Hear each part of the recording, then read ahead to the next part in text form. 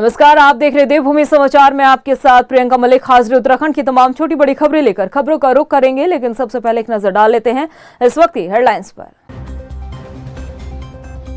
Uttarkashi tunnel हादसे में मंगल को आई शुभ खबर। एंडोस्कोपी कैमरे की मदद से देखी अंदर फंसे श्रमिकों की तस्वीरें। सीएम धामी को जल्द रेस्क्यू पूरा होने की उम्मीद।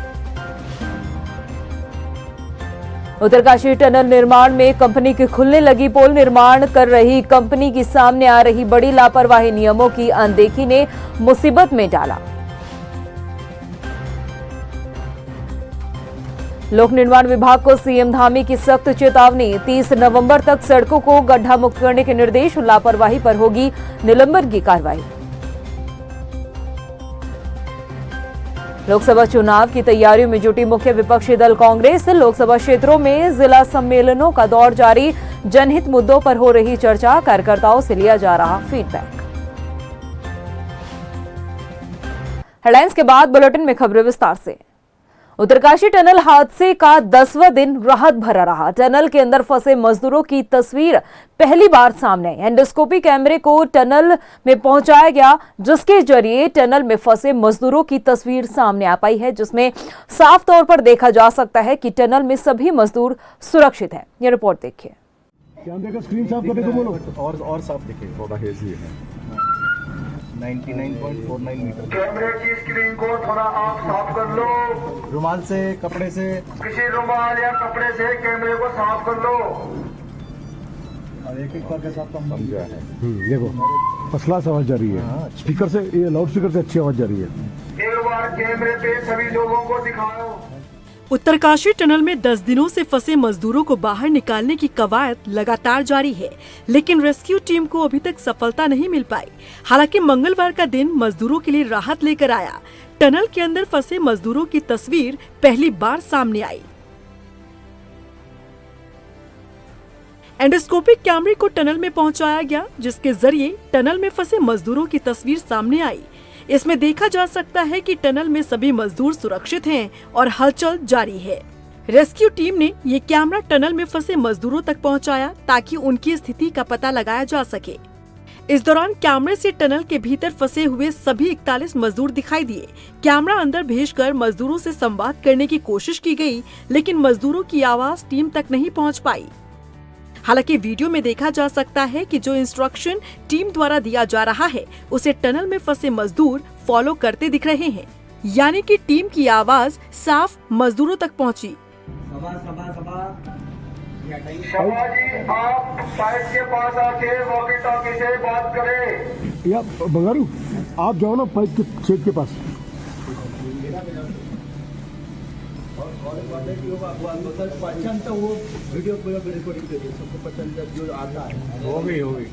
कोई तो किसी का नाम बोल नहीं रहा है। एक बार वॉकी टॉकी चल पड़ेगी ना, सब हो जाएगा। नाम नहीं पता। 20 साल। ये कौन है? ये विश्वजीत है सर। उसके बगल वाला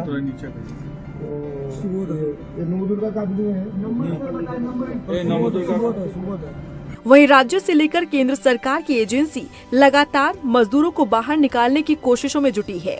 वहीं सोमवार देर शाम टीम ने 6 इंच का दूसरा फूड पाइप मजदूरों तक पहुंचाया। देर शाम इसी पाइप से उन्हें खाने के लिए खिचड़ी और मोबाइल चार्ज करने के लिए चार्जर भेजा गया।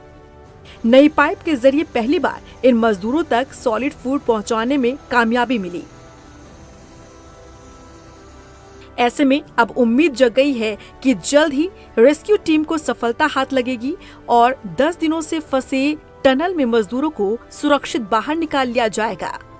उत्तरकाशी टनल में फंसे मजदूरों को बाहर निकालने की कोशिश लगातार जारी है और इस बीच हादसे में टनल निर्माण में हो रही बड़ी गड़बड़ियों को भी अब उजागर कर दिया गया है।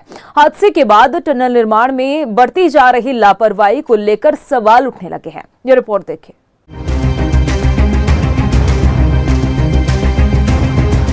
टनल निर्माण में लापरवाही। उत्तरकाशी टनल हादसा दे रहा गवाही। कंपनी ने की नियमों की अनदेखी। निर्माण कार्य में बढ़ती लापरवाही। उत्तरकाशी हादसे में एक तरफ टनल में फंसे मजदूरों को बाहर सुरक्षित निकालने की कोशिश जारी है, तो वहीं दूसरी तरफ टनल निर्माण में बरती जा रही लापरवाही को लेकर भी चर्चा जारी है। जिस तरह से सिलक्यारा टनल हादसा हुआ, उसने निर्माण कार्य में नियमों की अनदेखी को उजागर कर दिया है। कुछ ऐसे पॉइंट्स जिन्हें समझने की जरूरत है कि आखिर उत्तरकाशी सिलक्यारा में बन रही टनल में किस तरह से लापरवाही बरती गई, जिसका खामियाजा आज 41 मजदूरों को भुगतना पड़ रहा है। एक एक कर आपको बताते हैं कि अब तक सामने आए फैक्ट्स के हिसाब से किस तरह से टनल निर्माण कार्य में लापरवाही देखी जा रही है। सबसे पहले टनल के डिजाइन में लापरवाही बरती गई। टनल के डिजाइन का प्रौद्योगिकी संस्थानों से परीक्षण कराना जरूरी होता है, लेकिन NHIDCL ने ऐसा नहीं किया, क्योंकि देश में जितने भी टनल बनते हैं उसके डिजाइन का परीक्षण जरूरी होता है। टनल निर्माण को EPC मोड पर दिया गया। EPC मोड हमारे देश में बहुत व्यवहारिक नहीं है। EPC का मतलब है कि किसी कंपनी को काम करने का ठेका दे देना। ऐसे में कंपनी को प्रोजेक्ट पर खर्च होने वाले करोड़ों रुपए सौंप तो दिए जाते हैं, लेकिन मटेरियल की क्वालिटी पर कोई फोकस नहीं किया जाता। और ऐसे में कंपनी अपना पैसा बचाने के लिए क्वालिटी के साथ समझौता करती है। ये भी एक बड़ी लापरवाही देखी जा रही है। टनल की चौड़ाई को लेकर भी सवाल खड़े हो रहे हैं। उत्तरकाशी टनल की चौड़ाई 14 मीटर है। जम्मू कश्मीर के जोजिला टनल की चौड़ाई 12 मीटर है। अमूमन टनल की चौड़ाई 12 मीटर रखी जाती है, फिर उत्तरकाशी टनल की चौड़ाई 12 मीटर क्यों, ये भी जांच का विषय है। इतना ही नहीं, निर्माण कार्य करने वाली कंपनी नवयुगा पर भी लापरवाही के आरोप लग रहे हैं। TBM मशीन का प्रयोग टनल बनाने के लिए नहीं किया गया, ये सबसे जरूरी होता है। ब्लास्ट करके टनल का निर्माण किया जा रहा था, इसकी वजह से टनल के अंदर भूधसाव हुआ। जानकार बताते हैं कि अगर TBM मशीन से टनल की कटिंग होती तो भूधसाव नहीं होता।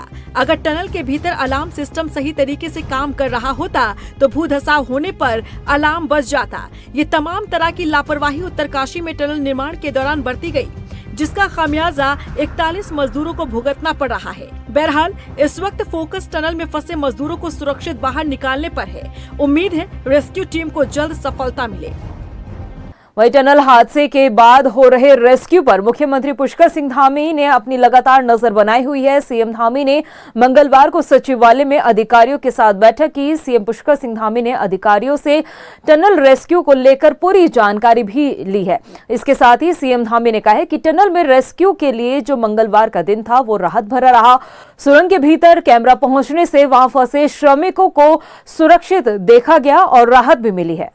सभी जितनी भी एजेंसियां वहां पर काम कर रही है, जितने विशेषज्ञ काम कर रहे हैं, इंजीनियर काम कर रहे हैं, बाहर बहुत सारे अधिकारीगण, कर्मचारीगण, सभी लोग अलग अलग संस्थाओं के वहां पर लगे हुए हैं। सभी के एफर्ट से कल रात्रि को एक बड़ी सफलता मिली है, जिसमें 6 इंच का पाइप अंदर आर पार हो गया और उससे भोजन इत्यादि जो पहले केवल सॉलिड बेस में जा पा रहा था, अब वो थोड़ा सा लिक्विड बेस में भी जा पाएगा। अन्य चीज़ें उनको जो खाद्य सामग्री है पकी हुई भी मिल पाएंगी। निश्चित रूप से बड़ी सफलता है और हम भगवान से प्रार्थना करते हैं कि जल्दी जो हमारे अन्य जो ऑगर मशीन चल रही है या अन्य जो भी ऑप्शन है, 2, 3, 4 ऑप्शन, उनमें से कोई भी ऑप्शन हमारा सबसे पहले जो भी सक्सेस हो जाए, तो हमारा यही है कि जल्दी से जल्दी सभी हमारे श्रमिक भाई सकुशल बाहर निकले। वहीं पीएम नरेंद्र मोदी भी टनल हादसे को लेकर लगातार अपडेट ले रहे हैं। मंगलवार को पीएम मोदी ने एक बार फिर से सीएम पुष्कर सिंह धामी को फोन किया। मुख्यमंत्री पुष्कर सिंह धामी ने कहा कि टनल रेस्क्यू के काम में पीएम न सिर्फ लगातार अपडेट ले रहे हैं, बल्कि राहत कार्य में केंद्र से हर संभव मदद दी जा रही है। चूंकि कैमरा भेज के सभी लोगों ने आपके माध्यम से भी देखा है, लेकिन आगे ये है कि उनको कुछ वॉकी टॉकी और अन्य जो संचार के साधन हैं वो भी उपलब्ध करवाने के बारे में विचार हो रहा है, जिससे कि वहाँ की वस्तु स्थिति लगातार मिलती रहे। उनका मनोबल अच्छा है, सभी जो लोग अभी स्वस्थ हैं और आगे जो है जो सबसे बेस्ट एफर्ट्स हो सकते हैं वो करे जा रहे हैं। हमारा प्रयास है कि जल्दी से जल्दी इस समस्या का। इसके अलावा सुरंग में फंसे मजदूरों तक पहुंचने के लिए अलग अलग तरीके से रेस्क्यू अभियान जारी है। सीएम पुष्कर सिंह धामी का कहना है कि ऑगर मशीन के साथ टनल के ऊपर से बोरिंग करने का कार्य भी शुरू किया जा रहा है। सरकार की प्राथमिकता है कि सबसे पहले लोगों का रेस्क्यू किया जाए, उसके बाद जिस स्तर पर भी लापरवाही हुई है उसकी जांच की जाएगी। पहले तो ऑगर मशीन से जो काम चल रहा था उसी को आगे बढ़ाने का काम चल रहा है। दूसरा वर्टिकल जो बोरिंग है वो भी करी जा रही है। अन्य जो विकल्प हैं जहाँ सतलज है, हमारा THDC है, ये NHIDCL के लोग पहले से काम कर ही रहे हैं। सभी संस्थान इसमें मदद कर रहे हैं, अपने अपने स्तर से सब काम कर रहे हैं। उधर उत्तरकाशी पहुंचे स्वास्थ्य महानिदेशक विनीता शाह ने सिलकियारा टनल का निरीक्षण किया है। साथ ही स्वास्थ्य विभाग को अपनी तैयारियां मुकम्मल करने के निर्देश दिए हैं। उन्होंने बताया कि वो जिला अस्पताल में टनल में फंसे मजदूरों को पहुंचाने और उनके इलाज की व्यवस्था का जायजा लेने के लिए यहां पहुंची है। उन्होंने कहा कि टनल से मजदूरों के बाहर आने के बाद उन्हें स्वास्थ्य परीक्षण के लिए अस्पताल भेजा जाएगा। वहीं हेल्थ विभाग की टीम ने टनल के अंदर जो श्रमिक फंसे हुए हैं उनसे बातचीत कर उन्हें नई पाइपलाइन के जरिए कैल्शियम और मिनरल्स की दवाइयां भी भेजी है। तो अभी हमारे उत्तरकाशी अस्पताल का मैं असेसमेंट करके आई हूँ, वहाँ की प्लानिंग करके आई हूँ और फर्दर हायर सेंटर रेफर करना होगा तो उसकी स्ट्रेटेजी प्लान करके है और सारी टीमें हमारी तैयार हैं। टीम A टीम B तैयार है और ज़रूरत होगी तो अन्य जिलों से भी हम टीम और गाड़ियाँ मूव करेंगे। खाने के लिए हम जैसे ड्राई फ्रूट दे रहे हैं, संतरा दे रहे हैं और बाकी की व्यवस्था कर रहे हैं, पानी की व्यवस्था कर रहे हैं, पूरा ORS दिया है, विटामिन C दे रहे हैं। सिलकियारा टनल हादसे को लेकर विपक्ष केंद्र और राज्य सरकार पर हमलावर है। सिलकियारा टनल का निरीक्षण करने पहुंचे नेता प्रतिपक्ष यशपाल आर्य ने टनल को भ्रष्टाचार की भेंट करार दिया। कांग्रेसियों ने नवयुग कंपनी के खिलाफ मोर्चा खोलते हुए मामले में CBI जांच की मांग की है। उधर भाजपा का कहना है कि इस तरफ से मामलों में जांच हमेशा होती है, अभी जरूरी है रेस्क्यू ऑपरेशन जिसमें कांग्रेस को भी सहयोग करना चाहिए। देखिए, सारा भ्रष्टाचार है। आपने सबसे पहला काम तो यह है कि जिस कंपनी ने महाराष्ट्र में 20 लोगों की हत्यारी कंपनी को आप यहाँ काम दे रहे हो, उसके बाद ये 40-42 लोग अंदर रह गए, 41 लोग अंदर रह गए, आज 10 दिन हो गए आप उनको बाहर नहीं निकाल पाए, तो ये भ्रष्टाचार नहीं तो क्या है? और जिसने भी काम किया, इतना बड़ा गलत काम क्यों किया? अगर टनल गिर रही थी तो तरीका तो ये होता है कि साथ के साथ पक्की करते जाते हैं, ह्यूम पाइप बिछाते हुए जाते हैं। तो कई प्रकरण है, निश्चित रूप से CBI की जांच होनी चाहिए। देखिए, जांच का प्रश्न तब आज की तारीख में नहीं, आज सबसे पहले लोगों को बाहर निकालना है। ये ठीक है, जब इस प्रकार की घटनाएं होती हैं उसकी हर प्रकार की जांच निश्चित रूप से होती है और सरकार ने भी इसको संज्ञान लिया है। तो आखिरकार क्योंकि उत्तराखंड पूरी तरह टनलों का क्षेत्र है, चाहे रेलवे की टनल बन रही हो, अनेकों स्थानों पर सड़कें बन रही हैं और सुरक्षित क्षेत्र में टनल सुरक्षित रूप से बने। वहीं मुख्यमंत्री पुष्कर सिंह धामी ने सचिवालय में लोक निर्माण विभाग के साथ बैठक की है और इस दौरान अधिकारियों को 30 नवंबर तक सड़कों को पूरी तरह से गड्ढा मुक्त करने के निर्देश दिए गए हैं। साथ ही सचिव लोक निर्माण विभाग और अन्य सर्कल ऑफिसर्स को सड़क का स्थलीय निरीक्षण करने के भी निर्देश दिए गए। CM पुष्कर सिंह धामी ने कड़े शब्दों में कहा है कि तय समय के भीतर अगर सड़क गड्ढा मुक्त नहीं होती है तो संबंधित अधिकारियों पर निलंबन की कार्रवाई की जाएगी। मुख्यमंत्री ने सड़कों पर डिवाइडर, रिफ्लेक्टर, साइनेज, लाइटिंग की अच्छी व्यवस्था रखने के भी निर्देश दिए हैं। वहीं कोटद्वार में खो नदी की सफाई और STP प्लांट के लिए केंद्र सरकार की तरफ से 135 करोड़ की धनराशि स्वीकृत करने पर कोटद्वार विधायक रितु खंडूरी ने आभार व्यक्त किया है। विधानसभा अध्यक्ष रितु खंडूरी ने कहा है कि कोटद्वार खो नदी में जो नाले गिरते हैं उनको टैप करने के लिए और सीवरेज ट्रीटमेंट प्लांट बनाने के लिए 135 करोड़ रुपए की धनराशि को मंजूरी मिली है। उन्होंने कहा कि परियोजना के निर्माण से खो और रामगंगा नदी के पारिस्थितिकी तंत्र में भी सुधार होगा, साथ ही साथ गंगा नदी में दूषित जल का प्रभाव रुक जाएगा। कोटद्वार को नमामि गंगे के माध्यम से 135 करोड़ रुपए दिए गए हैं। हमारी खो नदी में जो नाले गिरते हैं उनको टैप करने के लिए और सुवेज ट्रीटमेंट प्लांट बनाने के लिए मैं आभार और धन्यवाद व्यक्त करना चाहती हूँ आदरणीय प्रधानमंत्री जी का, आदरणीय गजेंद्र सिंह शेखावत जी का जो हमारे मंत्री हैं, और साथ ही साथ अपने मुख्यमंत्री जी का, जिनकी वजह से आज हमारे कोटद्वार को 135 करोड़ की सौगात मिली है। उत्तराखंड कांग्रेस भी 2024 के लोकसभा चुनाव की तैयारियों में जुट चुकी है, जिसके चलते कांग्रेस अब गढ़वाल मंडल के लोकसभा क्षेत्रों में जिला सम्मेलन आयोजित कर रही है। कांग्रेस के वरिष्ठ नेता मनीष खंडूरी ने बताया कि जिला सम्मेलन के जरिए कांग्रेस जनता के बीच जाकर जनहित मुद्दों पर चर्चा कर रही है और अपने कार्यकर्ताओं से भी फीडबैक लिया जा रहा है। देखिए, 2024 के चुनाव के तहत करण महाराज जी हमारे जो प्रदेश अध्यक्ष हैं उनके नेतृत्व में ज़िला में जाकर सारे ज़िलों में पूरे उत्तराखंड में मीटिंग्स कार्यकर्ताओं के साथ, नेतृत्व के साथ हो रही है। 18 तारीख को पौड़ी गढ़वाल में ज़िला कार्यकारिणी की, ज़िला नेतृत्व की मीटिंग्स हुई थी और बड़ी लंबी डिटेल्ड मीटिंग्स हुई थी। और 18 तारीख को पूरी गढ़वाल लोकसभा हमने कवर कर ली है। प्रदेश कांग्रेस कमेटी ने देवप्रयाग ज़िला, रुद्रप्रयाग ज़िला, चमोली ज़िला और पौड़ी ज़िला, इन मीटिंग्स में काफ़ी कुछ सीखने को मिला है हमको, और जो कार्यकर्ताओं का फीडबैक मिला है वो भी बहुत ही अच्छा और सुलझावा मिला है। वहीं हल्द्वानी के एमबी इंटर कॉलेज को आखिरकार लंबे इंतजार के बाद कंप्यूटर लैब और स्मार्ट क्लास मिल गई है। 26,47,000 की लागत से बनी कंप्यूटर लैब और स्मार्ट क्लास का लोकार्पण विधायक सुमित हृदयेश ने किया है। इस मौके पर छात्रों और शिक्षकों में काफी खुशी देखने को मिली है। विधायक सुमित हृदयेश ने स्कूल द्वारा संचालित किए जा रहे रोजपरक कोर्स को लेकर खुशी जताई और हर संभव मदद का आश्वासन दिया है। आईटी टेक्नोलॉजी की क्रांति जो आई इस देश में, जिसके जनक है, आज हम अवश्य पूर्व प्रधानमंत्री स्वर्गीय राजीव गांधी जी को याद करते हैं। साथ ही वो प्रांगण है एमबी इंटर कॉलेज, जहाँ पे हमारे पूर्व प्रधानमंत्री मनमोहन सिंह जी भी पढ़ाई कर चुके हैं। तो बड़ा सौभाग्य का विषय है कि माता जी ने भी हमेशा यहाँ पे अपना योगदान सुनिश्चित करा, और मुझसे भी इन लोगों ने कंप्यूटर लैब की एक मांग रखी थी जो कि माता जी के नाम पर रखी गई है, और यहाँ 50 से ज़्यादा कंप्यूटर दिए गए हैं और पेंटिंग का और टाइल का कार्य हुआ है, और टैली का कोर्स भी बच्चों को सिखाया जा रहा है। अच्छा है हमारे स्कूल के लिए। हमारे स्कूल का नाम एमबी इंटर कॉलेज हल्द्वानी है। तो स्मार्ट क्लास से हम बहुत सीखते हैं। अब उसमें पहले एक बार हमारे सर लोग हमें पढ़ाते हैं, फिर उसके बाद यूट्यूब में हमारी क्लास में उसी का रिवीजन कराते हैं। इससे हमें बहुत उन्नति मिलेगी। राजधानी देहरादून की सुरक्षा को लेकर देहरादून पुलिस अब एक्टिव नजर आ रही है। एसएसपी अजय सिंह ने मौजूदा हालातों को देखते हुए शहर में नाकों की संख्या बढ़ा दी है। आपको बता दें कि अब पुलिस शहर के 23 नाकों पर रात में भी चेकिंग करेगी, जिसमें 19 जगहों पर पीएसी तैनात होगी। आपको बता दें कि इससे पहले शहर में सिर्फ 18 नाके थे। एसपी ने भी सभी सीओ और थाना प्रभारियों को रात में 11 से 2 बजे तक कम से कम एक बार नाकों पर जाने के निर्देश दिए हैं। देखिए, अब जैसे जाड़े के वक्त आ रहा है और काफ़ी सारी वारदात हमारे जाड़े के वक्त में, सर्दियों के वक्त में होती रही है। पूर्व में भी ऐसी आसपास के सरहदी जनपदों में भी कुछ वारदातें हो रही हैं, और खासकर एक इतनी बड़ी घटना हुई है तो उसको देखते हुए सतर्कता का लेवल बढ़ाया गया है। और आने वाले समय भी हमारे पास बहुत वीआईपी विजिट्स और प्रोग्राम्स हैं, उसको देखते हुए भी एक है।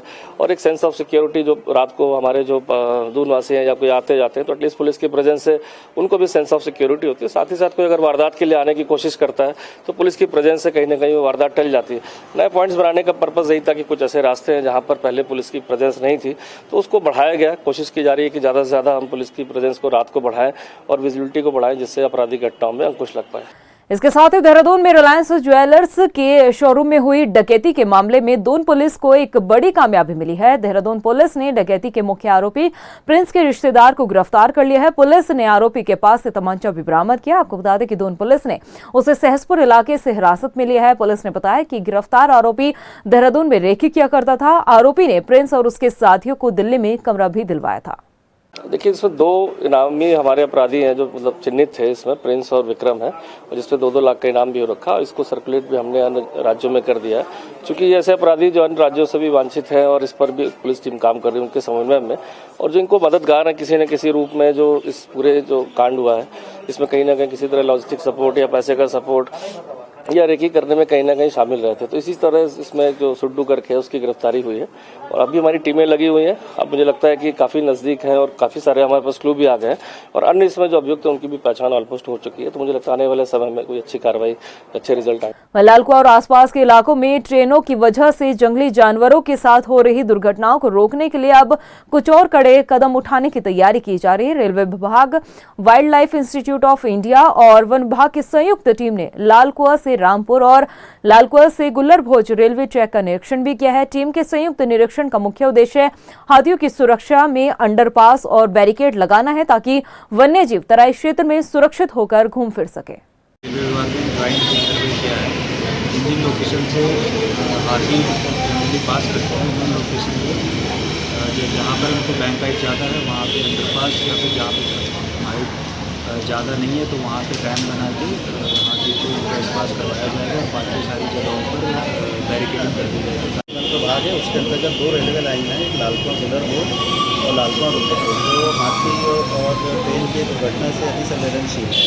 तो उसके लिए एक समिति गठित की गई थी, इसमें रेलवे के प्रतिनिधि WIA और डिपार्टमेंट के लोग थे। इनके द्वारा ट्रेन लाइन का इंस्पेक्शन किया गया है और जिस स्थान पे कौन स्ट्रक्चर बनाए जा सकते हैं जिससे कि भविष्य में दुर्घटनाएं कम हो सके। वहीं भगवानपुर तहसील में जिलाधिकारी धीराज सिंह गर्ब्याल ने तहसील दिवस के मौके पर लोगों की समस्याओं को सुना, जिसमें 42 लोगों ने अपनी शिकायतें दर्ज कराई है। इस मौके पर कुछ समस्याओं का निस्तारण भी किया गया और कुछ शिकायतों का निस्तारण करने के लिए निर्देश दे दिए गए हैं। तहसील दिवस में लगभग 42 शिकायतें हमारे अभी तक दर्ज हुई है और मैक्सिमम शिकायतें पेंशन को लेकर और चक्रवृद्धि को लेकर या फिर मनरेगा के अंतर्गत जो कार्य होते हैं उनको लेके जिला स्तर पर केसी नहीं हो रही है और जो आपस में भूमि से संबंधित विवाद होते हैं तो पक्षों के बीच में उन्हीं को लेकर और मौके पे ही मैक्सिमम समस्या का समाधान हम लोगों ने किया है। और जो ऐसी समस्याएं जिनका नेचर थोड़ा कोर्ट और दोनों पक्षों को लेके है तो उसमें हमने SDM साहब को बता दिया है कि उधर हल्द्वानी के चीड़ाखान मिडार मोटर मार्ग पर 17 नवंबर को हुए हादसे को लेकर ग्रामीण नाराज नजर आ रहे हैं। ग्रामीणों ने हादसे की वजह खस्ताहाल सड़क बताई है। ग्रामीणों ने बताया कि खस्ताहाल सड़क की वजह से अब तक 28 लोगों की मौत हो चुकी है। इन हादसों का जिम्मेदार संबंधित विभाग को मानते हैं, लिहाजा पीड़ित परिवार के लिए मुआवजे की मांग भी की जा रही है। देखिए, उसमें अब तक लगभग 28 लोगों की मौत हो चुकी है। सरकार को लगातार जिम्मेदार अधिकारियों को, जिम्मेदार जनप्रतिनिधियों को जगा करने का काम किया गया, लेकिन हमेशा पिछड़े क्षेत्र की जनता की आवाज़ को दबाया गया। अब मेरा ये कहना है कि पीपल पानी तक हम सरकार को और जनप्रतिनिधियों को समय दे रहे हैं कि दोषियों के खिलाफ, चाहे वो जनप्रतिनिधि हो जिन्होंने गुमराह किया, चाहे वो अधिकारी हो जिन्होंने ये कहा कि सड़क हम आज बना रहे हैं, कल बना रहे हैं, उनके खिलाफ अगर मुकदमा दर्ज नहीं होता है तो हम इस लड़ाई को राज्यपाल के यहाँ, मैंने ज्ञापन बनाया, मैं राज्यपाल के यहाँ स्वयं धरना दूंगा। प्रदेश की खबरों में इतना ही, फिर हाजिर होंगे कुछ खास खबरों के साथ। तब तक के लिए मुझे दे इजाजत, नमस्कार। उत्तरकाशी टनल हादसे में मंगल को आई शुभ खबर। एंडोस्कोपी कैमरे की मदद से देखी अंदर फंसे श्रमिकों की तस्वीरें। CM धामी को जल्द रेस्क्यू पूरा होने की उम्मीद।